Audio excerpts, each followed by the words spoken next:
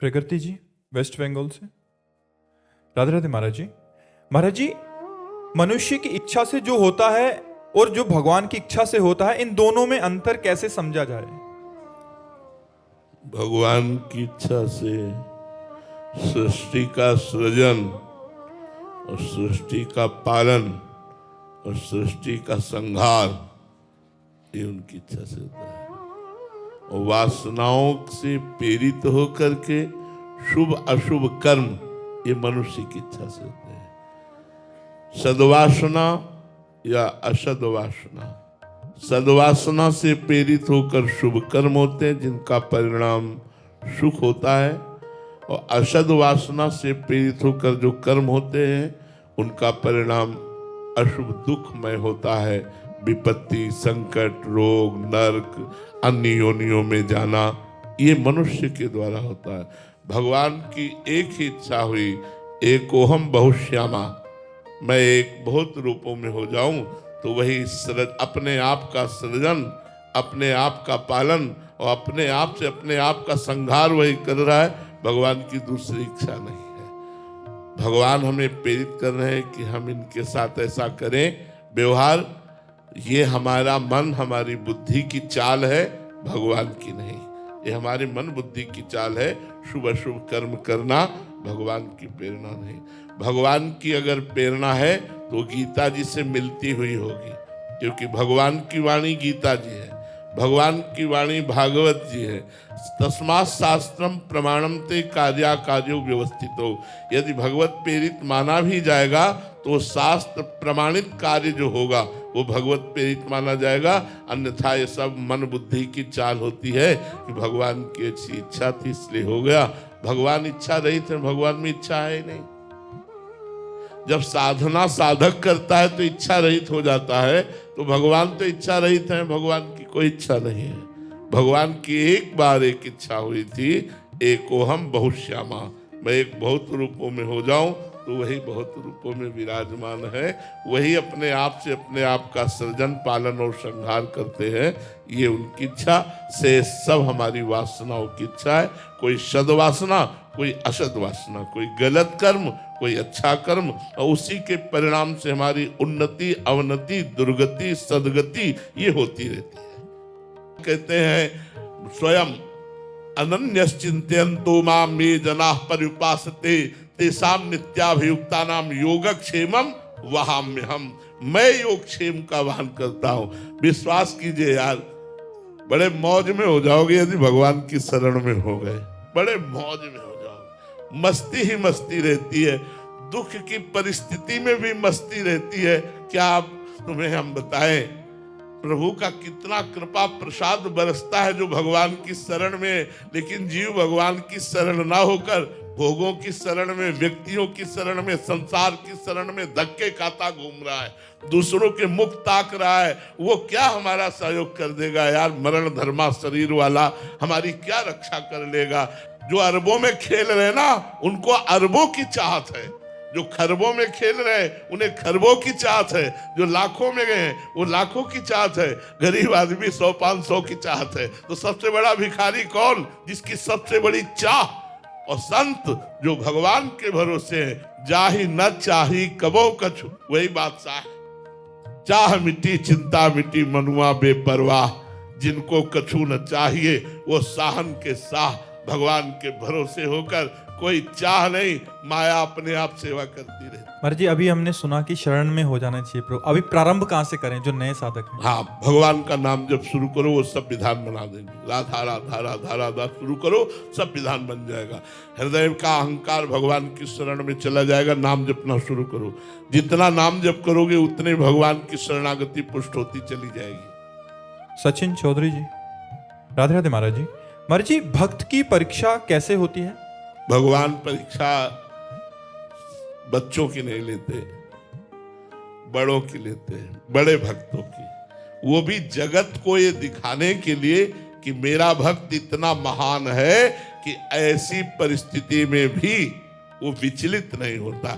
ये साधारण ऐसे 2-4 माला घुमाने वालों की परीक्षाएं नहीं होती है। उनकी परीक्षा होती है जो पूर्ण हो चुके हैं और जो सह सकते हैं। भगवद विरोध, जो भगवान ने विरोध प्रकट किया उसे सह सकते हैं, उनकी परीक्षा होती है, अपने लोगों की नहीं होती, साधारण लोगों की। साधारण लोगों की भगवान परीक्षा नहीं लेते, उनकी लेते हैं जो महान स्थिति में पहुंच रहे, फिर उनकी कसौटी कस के जगत को ये दिखाते हैं कि मेरे भक्त को यदि जहर का प्याला भी पीना पड़े तो मेरे लिए वो हंसकर पीता है, मेरे भक्त को यदि अपने ऊपर आरा चलवाना पड़े तो मुस्कुरा करके आरा चलवा लेता है, मेरे भक्त को यदि आग में जलना पड़े तो खुले आग में भी जलने के लिए तैयार। ये महान भक्तों की, अपने 2-4 माला वालों की नहीं, घबराना मत, तुम्हारी परीक्षा नहीं होगी। अपने 2-4 माला वालों की परीक्षाएं नहीं होती, ये बड़े सिद्धों की होती जो परिपक्व अवस्था को प्राप्त महापुरुष है। कल एक साधक आए थे, महाराज जी कह रहे थे कि ग्रस्त साधक थे कि जब से भजन शुरू किया है बहुत ज्यादा मतलब प्रतिकूलताएं आने लगी हैं, तो ये क्या भगवान की परीक्षा है क्या? नहीं, परीक्षा नहीं है, हमारे अशुभों का नाश हो रहा है, फटाफट अशुभों का नाश। भजन का काम है पाप का नाश करना, तो पाप का नाश कैसे होगा?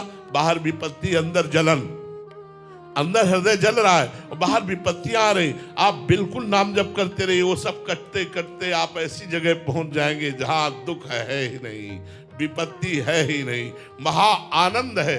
पर नाम जप, पाप और दुख ये दोनों का संयोग है, पाप का फल दुख है। अब वो कैसे काटेगा? कुछ तो हृदय में जलन करके काटेगा और कुछ भोगवा के काटेगा। नहीं, कह रहे थे कि 1 साल पहले शुरू किया आपका सत्संग, इतनी प्रतिकूलता संसार में हुई कि मतलब पूरा परिवार वृंदावन। हाँ, पूरा परिवार श्री जी के पास जाएगा, इतनी प्रतिकूलता दे देगी। ये कृपा है, ये कृपा है। देखो, हम आपको एक डरना नहीं कि ऐसा करने से ऐसा ही होगा। एक संत वृंदावन में थे, तो कलकत्ता के एक सेठ जी आते थे, तो संतों को कुछ सेवाएं भेंट किया करते थे।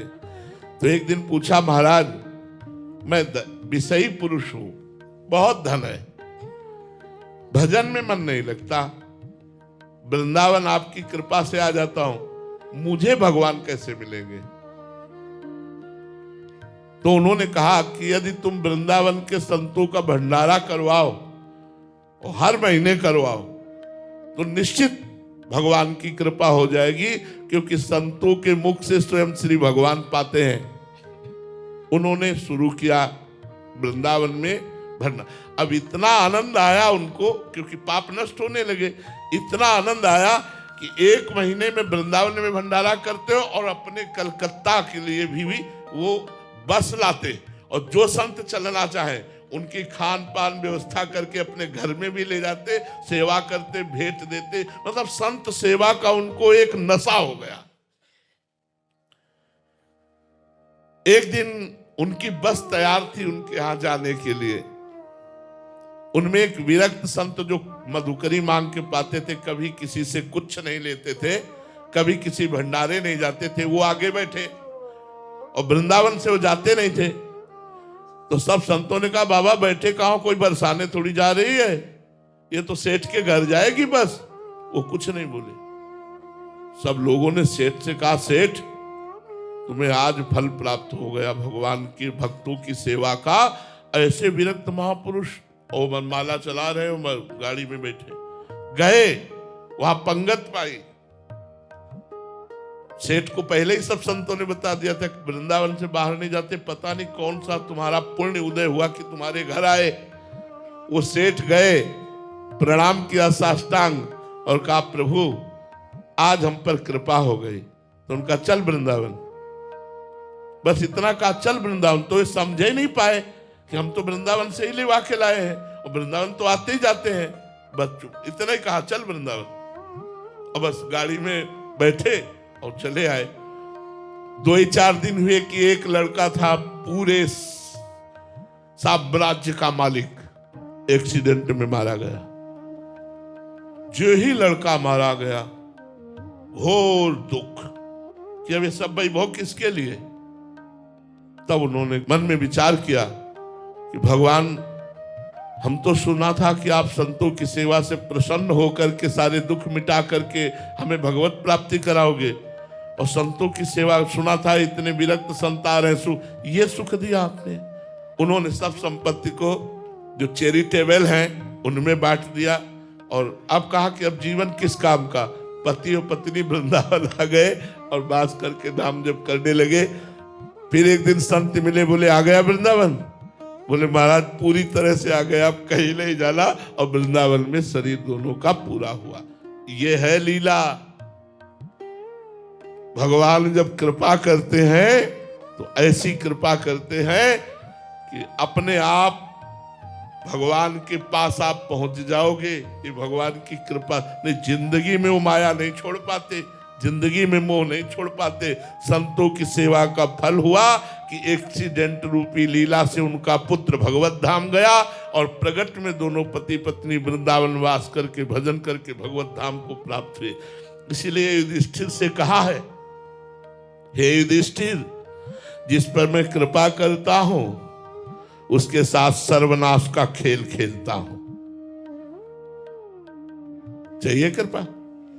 कृपा चाहिए? भगवान कहते हैं जिस पर मैं कृपा करता हूं उसके साथ सर्वनाश का खेल खेलता हूं। और आप देख लीजिए जिन जिन महान भक्तों के साथ, तो माया वैसे ही नष्ट होगी। हमें चिंता नहीं करनी, हमें और भक्ति भाव बढ़ाना है जिससे हम भगवान के समीप पहुंचे। पर आप निश्चित समझ लो, प्रतिकूलता, दुख, अपमान, निंदा, तिरस्कार, ये वो चीज है जो भगवान से मिलाती है। ये वो चीज है जो भगवान से मिलाती है। जब हर जगह ठोकर खा लेता है जीव, तब भगवान के दरबार की तरफ बढ़ता है। जब कोई प्यार करने वाला नहीं रहता तो हृदय तड़प कर जगदीश्वर से प्यार करने लगता है। नहीं, ये माया ऐसी है ना कि भगवान को छोड़ दिया, माया नहीं छोड़ सकते, माया नहीं छोड़ सकते। भगवान ही कृपा करके माया मुक्त करते हैं। इसलिए भगवान की शरण में रहो। दुख, विपत्ति, अपमान, चिंता, शोक, भय, इनसे डरो मत। भगवान से प्यार किया है, कोई संसार से प्यार किया है। और ये सब नाशवान वस्तुएं ही नष्ट होगी, अविनाशी का कभी नाश हो ही नहीं सकता। स्वयं भगवान भी चाहे तो अविनाशी का नाश नहीं हो सकता। और आप एक बात हमारी गांठ बांध ले, सूर्य भगवान चाहे भी तो अंधेरा नहीं दिखा सकते, क्योंकि जब वो प्रकट होंगे तो अंधकार नहीं रहेगा। ऐसे भगवान का नाम मंगल भवन है, वो चाहे भी तो तुम्हारा मंगल नहीं कर सकते, मंगल ही होगा। केवल भजन करते रहो, देखना तुम्हारा सर्व मंगल होगा। बलविंदर जी